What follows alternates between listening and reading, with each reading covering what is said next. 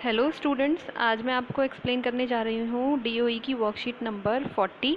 ये है 10th की वर्कशीट है, साइंस की वर्कशीट है, ये विज्ञान की कार्बन और इसके यौगिक वाले चैप्टर से ही है।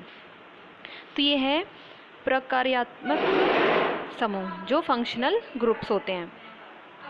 ओके स्टूडेंट्स, तो हमने पहले पढ़ा था कि हाइड्रोकार्बन्स का क्या मतलब था, जिसमें जिन कंपाउंड्स में हाइड्रोजन और कार्बन एटम्स थे उनको क्या बोलते थे, हाइड्रोकार्बन्स।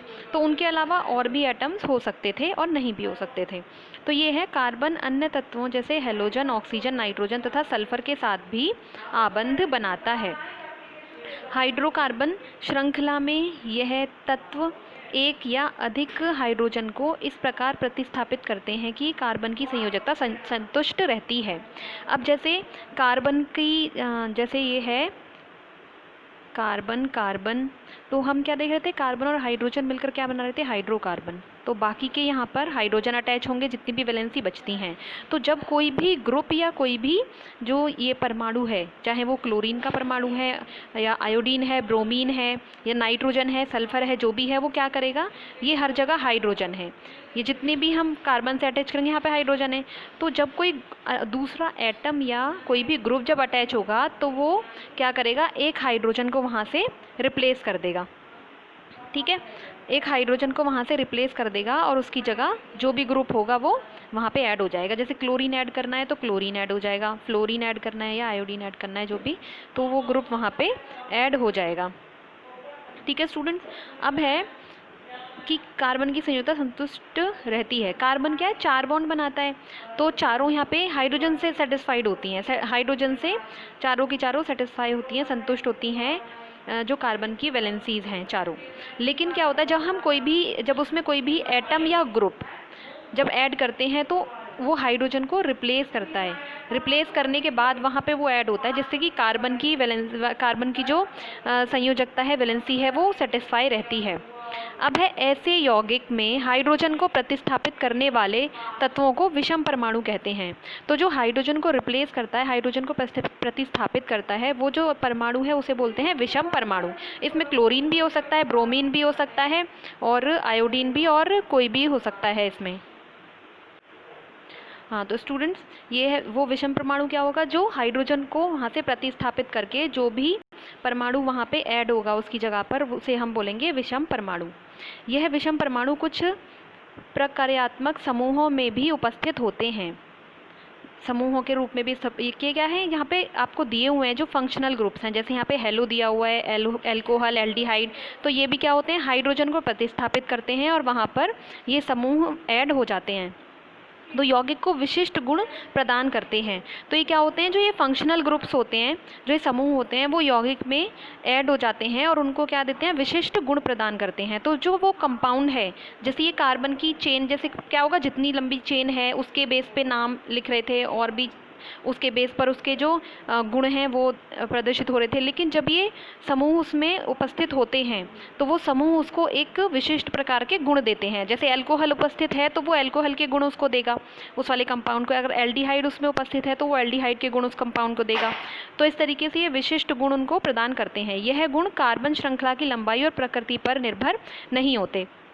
और ये जो गुण होते हैं ये उस पर निर्भर नहीं होते कि कार्बन वाला जो कंपाउंड है उसमें कितने कार्बन की श्रृंखला है या वो कौन ब्रांच में है या कैसे है, तो उस पर डिपेंड नहीं करता। ये किस पे डिपेंड करता है, जो फंक्शनल ग्रुप वहाँ पर ऐड हुआ है। ठीक है, तो ये उसको विशिष्ट गुण प्रदान करते हैं। तो अब यहाँ पे दिए हुए हैं ये विषम परमाणु दिए हुए हैं और इधर हैं ये समूह दिए हुए हैं जो हाइड्रोजन को प्रतिस्थापित करके ऐड होते हैं किसी भी कंपाउंड में। और यहाँ पे उन समूहों का फॉर्मूला दिया हुआ है। तो पहला है ऑक्सीजन। ऑक्सीजन क्या है, विषम परमाणु में पहला है क्लोरीन और ब्रोमीन, उसके बाद है ऑक्सीजन, फिर है यहाँ पे भी ऑक्सीजन है यहाँ पे। ठीक है, तो ये क्या है, विषम परमाणु है जो कार्बन और हाइड्रोजन के अतिरिक्त हो रहे हैं। जैसा हम यहाँ पे देखेंगे एल्कोहल में क्या है, हेलो में तो यही हो रहे हैं क्लोरीन और ब्रोमीन, तो यहाँ पे विषम परमाणु में ये दोनों हो गए। अब एल्कोहल में क्या है, ये है OH वाला ग्रुप होता है ना, तो OH में क्या है, हाइड्रोजन तो ऑलरेडी उसमें है, तो यहाँ पे विषम परमाणु कौन सा हुआ है, ऑक्सीजन। ऐसे ही एल्डिहाइड में विषम परमाणु कौन सा होगा, ऑक्सीजन। कीटोन में भी क्या होगा, ऑक्सीजन। तो ये ग्रुप्स दिए हुए हैं, आपको याद करने हैं, क्योंकि जब चेन में ये वाले ग्रुप्स ऐड होते हैं तो उनका जो नाम आता है वो इन्हीं ग्रुप्स के अकॉर्डिंग लिखा जाता है। ऐसे ही कार्बोक्सिलिक अम्ल है COOH, यहाँ पे भी कौन सा है, ऑक्सीजन है, जो विषम परमाणु के रूप में है।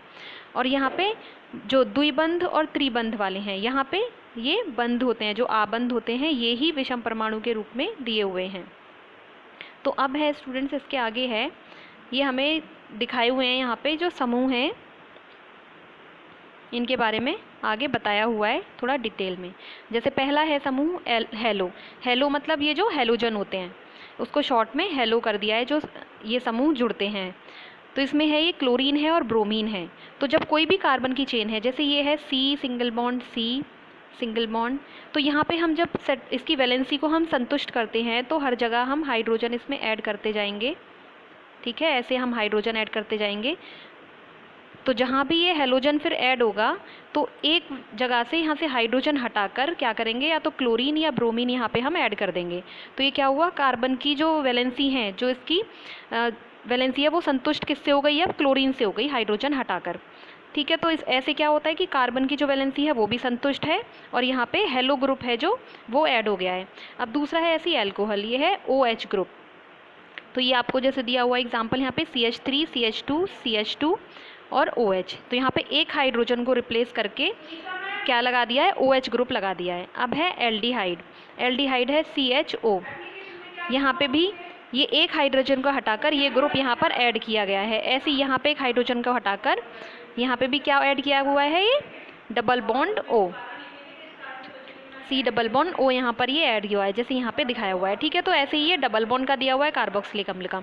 अब है यहाँ पे क्या है, क्वेश्चंस के ये प्रैक्टिस वाले क्वेश्चन है, थोड़े अभ्यास करने वाले। तो आपको बताना है कि पहचानना है कि कौन सा ग्रुप है। तो पहला वाला है, इसमें आपको यहाँ पे दिख रहा है C डबल बॉन्ड O। ये कौन सा है, C डबल बॉन्ड O, ये है कीटोन। तो यहाँ पे आप क्या लिखोगे, कीटोन। सेकेंड नंबर वाला है, यहाँ आपको दिखाई दे रहा है, ये क्या है, C और 3 H जुड़े हुए हैं, तो CH3 और ये है CHO। तो ये वाला हो गया फंक्शनल ग्रुप। तो CHO कौन सा फंक्शनल ग्रुप है, ये है एल्डिहाइड, यहाँ पे दिख रहा है ना आपको CHO। अब ये वाला है, इसमें CH3 CH2 Br, ब्रोमीन जुड़ा हुआ है।